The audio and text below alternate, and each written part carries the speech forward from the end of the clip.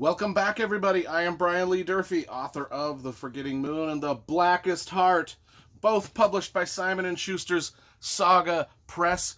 Today, I'm going to be reviewing In Plain Sight, book number 5 or 6 in the C.J. Box Joe Pickett mystery series. Telling you, I am addicted to this series. I have been blowing through these books like crazy, one after the next. I love every one of them. This particular book, In Plain Sight, is the best book about redneck shovel fights that I've ever read. Not only that, but I knew there was a reason I loved C.J. Box. I knew there was a reason. And I found it. Other than his magnificent writing and storytelling abilities, I actually found the secret to why I love C.J. Box and the Joe Pickett series. And let me read this passage from page 221. Joe was interested to note the differences between the pro-Arlen and the pro-Hank contingents. Hank and Arlen are brothers and they're rivals. A little backstory there. Arlen's backers tended to be city fathers, professionals, merchants. Hank's crowd looked much rougher than Arlen's, consisting of some other ranchers, bar owners, mechanics, outfitters, and store clerks.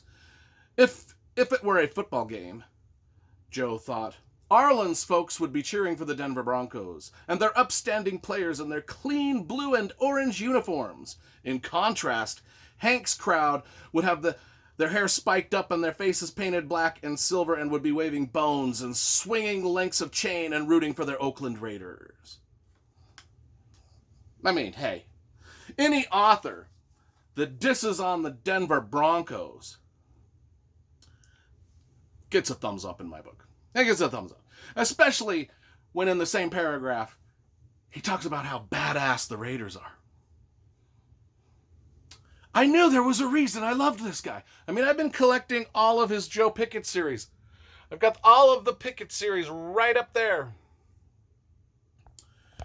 And we're reviewing them one by one for this channel, and man, I love this series. What's this one about? Well, we always start by reviewing the covers. I love these covers because they all look nice on the shelf. As you can see, I'll pan back up there. They all look really good together on the shelf. So the publisher's done a really good job with the spines. You know I love graphic design and illustration. Each cover has a great scene from a Wyoming wilderness scene. I love the covers, love the books.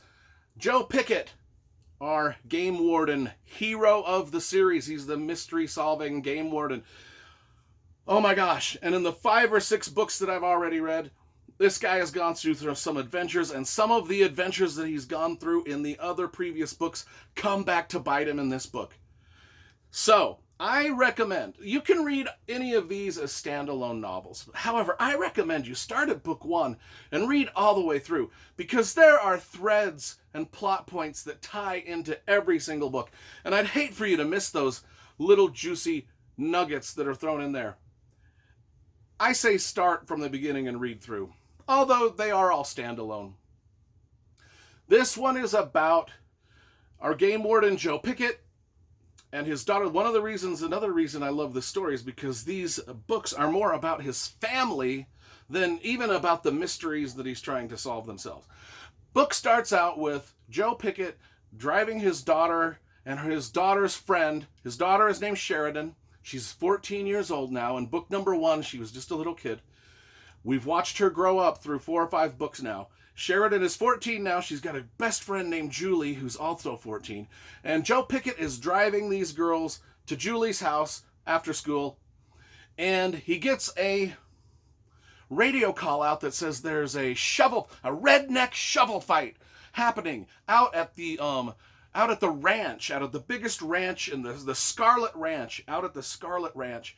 And Julie's last name is Scarlet. So she hears the radio call out. She's like, oh my gosh, my family's fighting. You gotta go stop them from fighting, Joe Pickett, game warden Joe Pickett. And he's like, I can't take 2 teenage girls on a police call with me. But against his better judgment, he takes the 2 girls out on the police call. Sure enough, all of Julie's uncles, and their names are Arlen, Hank, and Wyatt, last name Scarlett, all of them are out there fighting with shovels out in the middle of the ranch.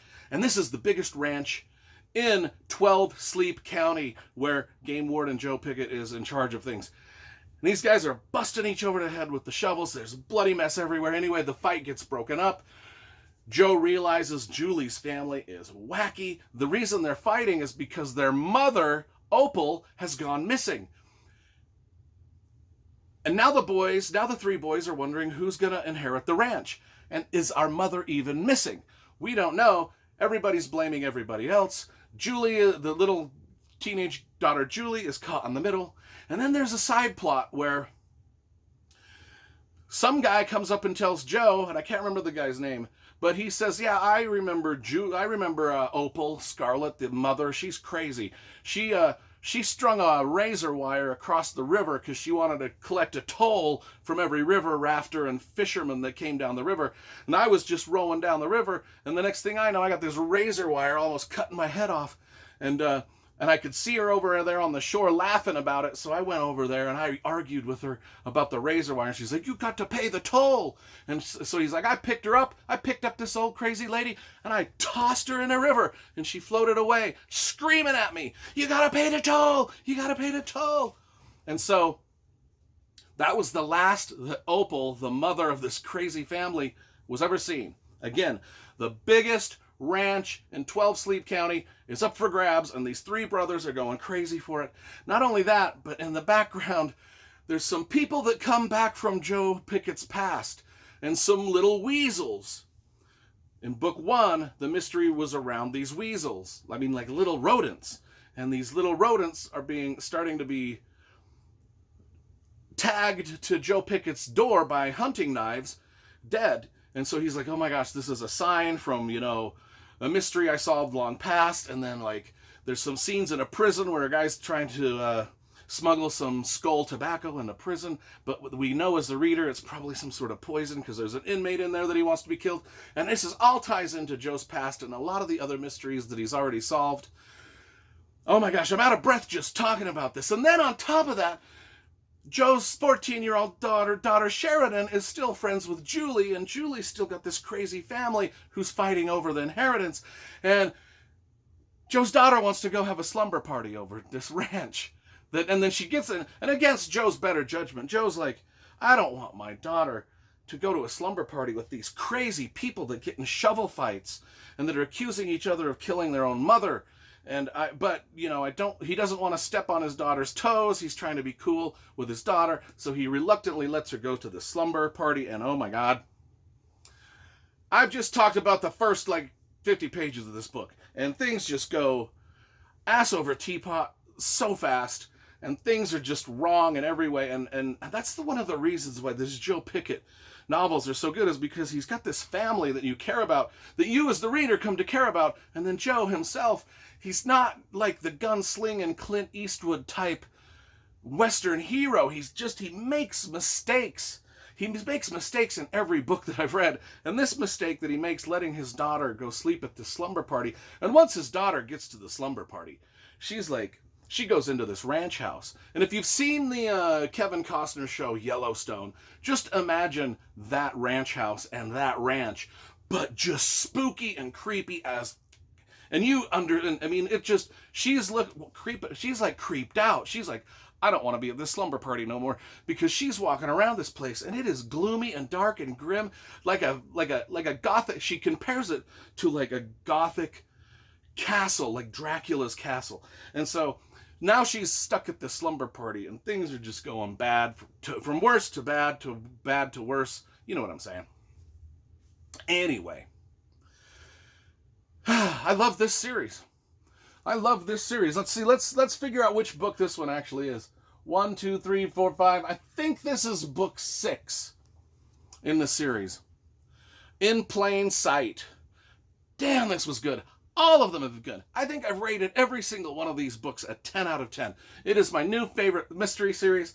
In fact, C.J. Box has leapt up into my top 5 favorite mystery writers of all time, right up there with Dennis Lehane and Michael Connelly and all of those greats. I gotta give this one another 10 out of 10. It is just dope!